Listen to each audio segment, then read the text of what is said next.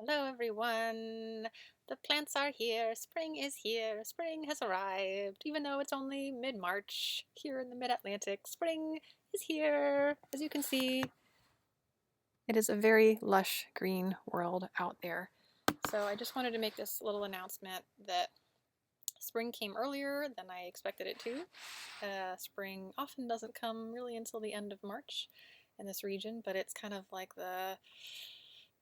it's the swing month, March. There could be a snowstorm at the end of the month, or spring could just go ahead and start early. So Patreon and all the stuff I offer online is going to be shifting now to plant studies for the most part. So anyone who's really jazzed about plants, who loves learning, the wild plants. I don't even like to use the word wild anymore for reasons that I keep evolving about. But for the plants that call this region home, for the plants that grow vigorously, that grow on their own in this region, whether they are plants that have been in North America for thousands of years, whether they came from Asia or Africa or Europe more recently, all of them together that are part of the ecosystems of this region, of this zone. So I'm going to be offering on Patreon, um, instead of a focus on animals, which, my year naturally is kind of divided into two halves every year. For the warm season, the warm half of the year, I tend to have a great focus on the green world, on plants, because it's the growing season. And then during the cold half of the year, I tend to get very deeply focused on animal because it's hunting season, it's roadkill season, it's the season of butcher, the season of blood, the season of hide tanning, the season of meat. And of course, there's some, each in the other, of course.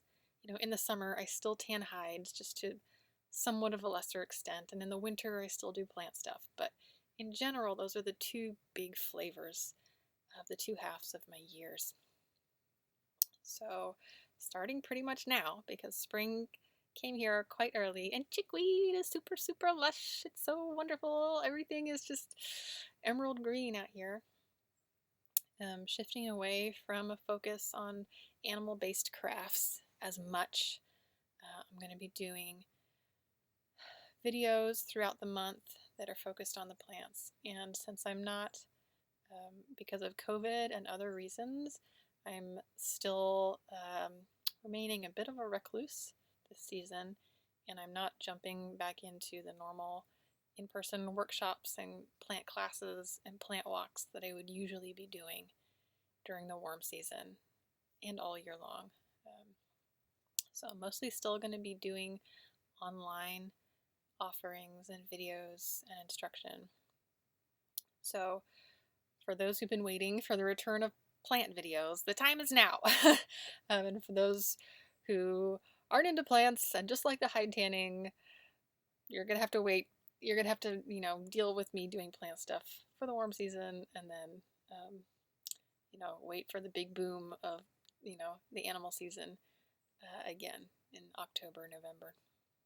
So just a little bit more about what that's going to be is according to the growth of the plants, I'm going to be putting videos and other little resources onto Patreon each month that are about the seasonal rhythms, the seasonal cycles of the plants.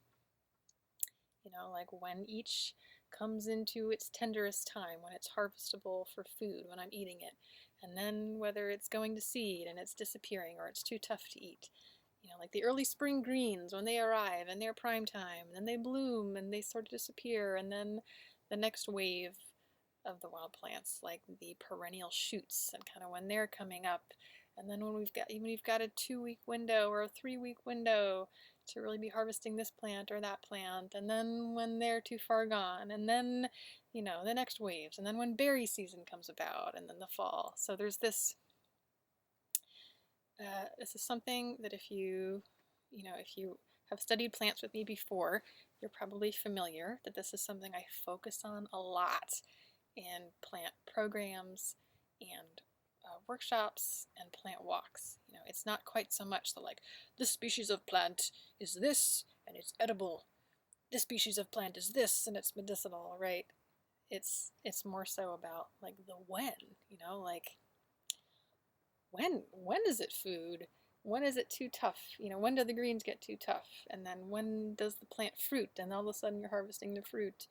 Or in what context, you know, like in what ecosystem and context is this food versus is it in a different ecosystem context? Is this plant's population too sensitive to be harvestable for food? You know, so there's the nuance, okay? There's the dance, there's the richness of like, this is a great symphony of green going on, and it starts now, and it's going to go through November, really.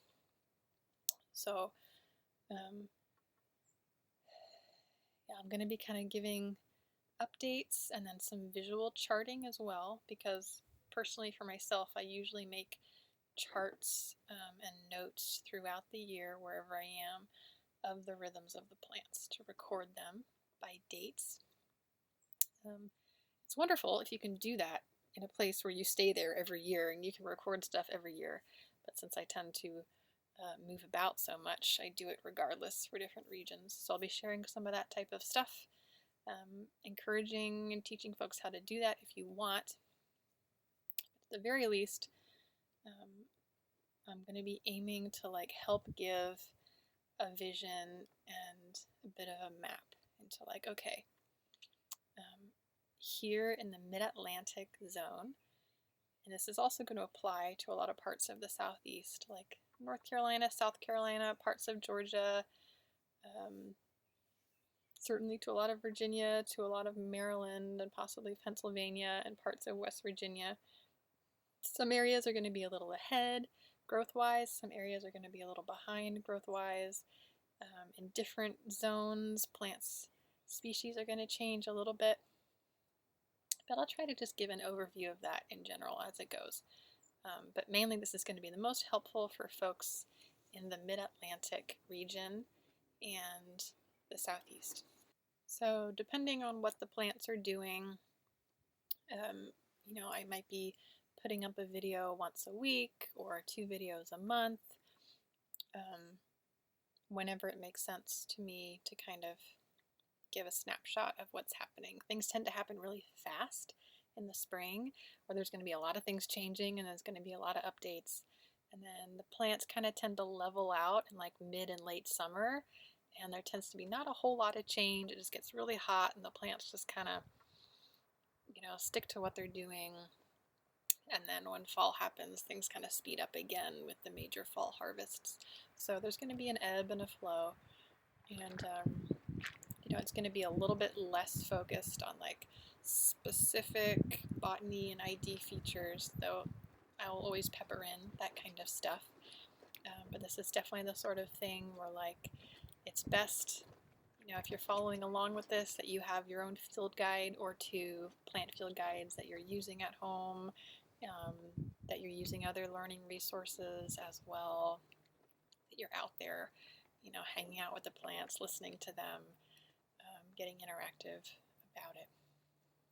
Just something I feel like I say all the time, I've said a million times, you know, with plant classes, you know, you gotta be out there with them, you know, you gotta listen to them, you gotta hang out, you gotta like, you know, you can't learn this stuff through a screen, and you can't learn it all through a book. You know, it's about building relationships with